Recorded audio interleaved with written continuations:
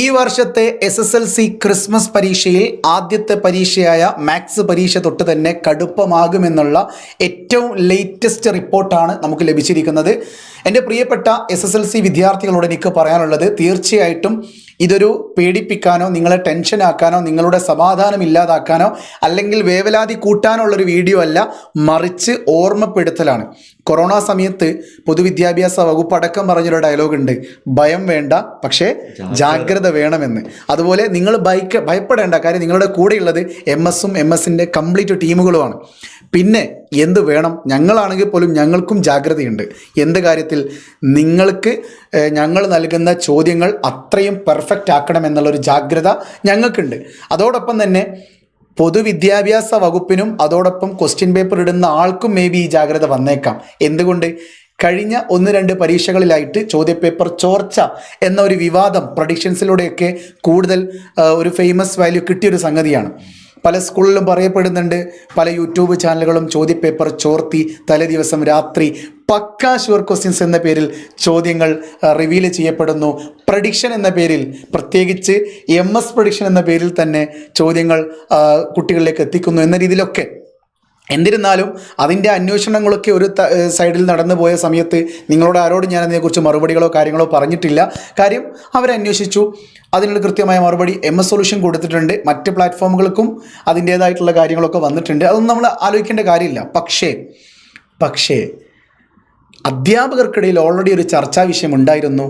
ചോദ്യപേപ്പറിൽ previous year ക്വസ്റ്റ്യൻസുകൾ ആവർത്തിക്കപ്പെടുന്നതാണ് ഇത്തരം പ്രവചനങ്ങൾക്ക് കൂടുതൽ value കൊടുക്കുന്നത്. അതുകൊണ്ട് എന്ത് ചെയ്യേണ്ട, പ്രീവിയസ് ഇയർ ക്വസ്റ്റ്യൻസിലേക്ക് അധികം പോവാതെ പുതിയ ചോദ്യങ്ങളിലേക്ക് ചോദ്യകർത്താവ് വരട്ടെ എന്നുള്ള ഒരു നിർദ്ദേശങ്ങളും റിക്വസ്റ്റുമൊക്കെ അധ്യാപക ലെവലിൽ തന്നെ എങ്ങോട്ടേക്ക് എത്തിയിട്ടുണ്ട്? പൊതുവിദ്യാഭ്യാസ വകുപ്പിലേക്ക് റിക്വസ്റ്റ് മെയിലുകളായിട്ട് എത്തിയിട്ടുണ്ട്. ആയതിനാൽ എന്ത് ചാൻസും ഉണ്ട് ചോദ്യപേപ്പർ അത്രമേൽ ടഫാവാനുള്ള സാധ്യതയുണ്ട്. എളുപ്പമാക്കാൻ ഒറ്റ വഴിയുള്ളൂ. നിങ്ങൾ എന്തൊക്കെയാണോ ലൈവിലും ഈ സ്കൂളുകളിൽ നിന്നും ട്യൂഷനൊക്കെ നിങ്ങൾ ഏതൊക്കെ ചോദ്യങ്ങളാണോ പഠിച്ചു പോയത്, അതേ ചോദ്യങ്ങൾ അതുപോലെ കാണുമ്പോൾ നിങ്ങൾക്ക് എക്സാം എളുപ്പമായിരിക്കും. കേരളത്തിലെ 4 ലക്ഷം വരുന്ന കുട്ടികളുടെ എക്സാം എളുപ്പമാക്കാനാണോ അല്ലെങ്കിൽ പരീക്ഷയായി പരീക്ഷണത്തിലൂടെ നടത്താനാണോ വിദ്യാഭ്യാസ വകുപ്പ് കൂടുതൽ തീരുമാനിക്കാൻ സാധ്യതയുള്ളത്? മേ ബി ടഫായേക്കാം. അവിടെ നമ്മൾ സാറ് തന്നെ ഡയറക്റ്റ് കാര്യങ്ങൾ പറഞ്ഞുതരാം. ഒന്നുകൂടി നമ്മൾ ശ്രദ്ധിക്കേണ്ട, ക്രിസ്മസ് എക്സാം എന്ന് പറയുമ്പോൾ 1 മുതൽ 9 വരെയുള്ള ചാപ്റ്ററുകളിൽ നിന്ന് ക്വസ്റ്റ്യൻസ് വരുന്നു. അപ്പോൾ 9 ചാപ്റ്റർ പഠിക്കണോ എന്നെന്താണ് ഒരു ടെൻഷൻ മേ ബി നിങ്ങൾക്ക് വരാൻ സാധ്യതയുണ്ട് അല്ലേ? ഇതിപ്പോൾ കഴിഞ്ഞ വർഷത്തെ ചോദ്യങ്ങൾ എന്താണ്, 9 ചാപ്റ്ററിൽ നിന്നുള്ള ക്വസ്റ്റ്യൻസ് അവിടെ വന്നിട്ടുണ്ട്.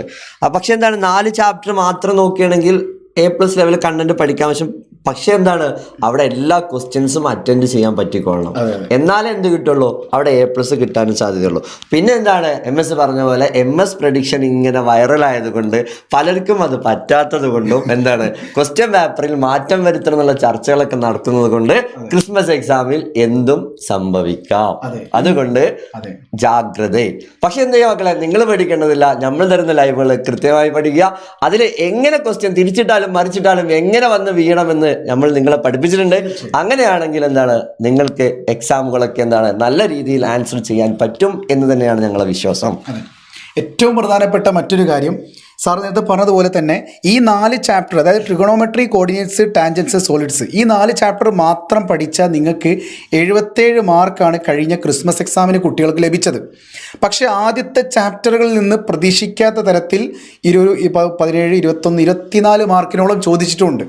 പോരാത്തതിന് ജോമെട്രി ആൻഡ് ആൾജിബ്ര കുട്ടികൾ ആരും പ്രതീക്ഷിക്കാത്തൊരു ചാപ്റ്റർ ആയിരുന്നു, അതിൽ നിന്ന് 4 മാർക്കിന് ചോദിക്കുകയും ചെയ്തു. അപ്പോൾ ഇത്തരമൊരു ക്വസ്റ്റ്യൻ പേപ്പർ കഴിഞ്ഞ ഡിസംബർ എക്സാമിന് ഇറക്കിയിട്ടുണ്ടെങ്കിൽ ഈ വർഷത്തെ ക്രിസ്മസ് എക്സാമിന് ഒരു പ്രത്യേകത കൂടിയുണ്ട്. ഈ ടെക്സ്റ്റ് ബുക്ക് പ്രകാരമുള്ള അവസാനത്തെ സെക്കൻഡ് ടേം പരീക്ഷയാണ്. അതുകൊണ്ട് ഒന്ന് കടുപ്പിക്കണമെന്ന് ചോദ്യകർത്താവ് തീരുമാനിച്ചിട്ടുണ്ടെങ്കിൽ ഒന്നുകിൽ ആദ്യത്തെ ചാപ്റ്ററുകൾക്ക് പ്രാധാന്യം കൂടി കൊടുക്കാം, ജോമെട്രി ഒന്ന് നീട്ടി ചോദിച്ചേക്കാം. ജോമെട്രി ഒരു അവസാനം വരെ അല്ലെങ്കിൽ ഒരു 3/4 ഭാഗത്തോളം ജോമെട്രിയിൽ നിന്ന് ചോദ്യങ്ങൾ 4 മാർക്കിനോ 3 മാർക്കിനോ ഒക്കെ വന്നേക്കാം. അതുകൊണ്ട് ഏത് തരത്തിലും നിങ്ങൾക്ക് ഒരു ജാഗ്രത വേണം എന്നതുകൂടി നിങ്ങൾ ഓർമ്മപ്പെടുത്താനാണ് ഈ ഒരു വീഡിയോ നമ്മൾ ചെയ്തത്.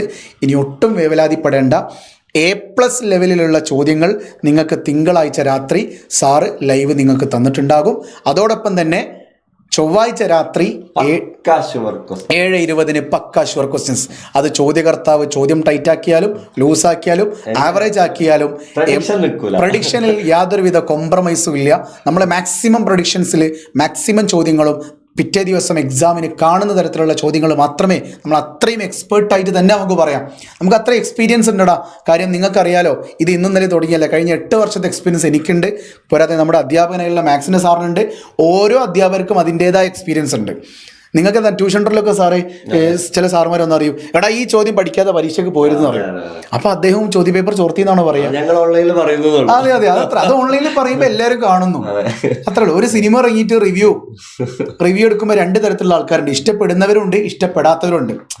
പുഷ്പ താഴത്തില്ലടാന്ന് പറയുമ്പോൾ മറ്റൊരു അപ്പുറത്ത് പൊങ്ങത്തില്ലടാന്നും പറയുന്നുണ്ട്.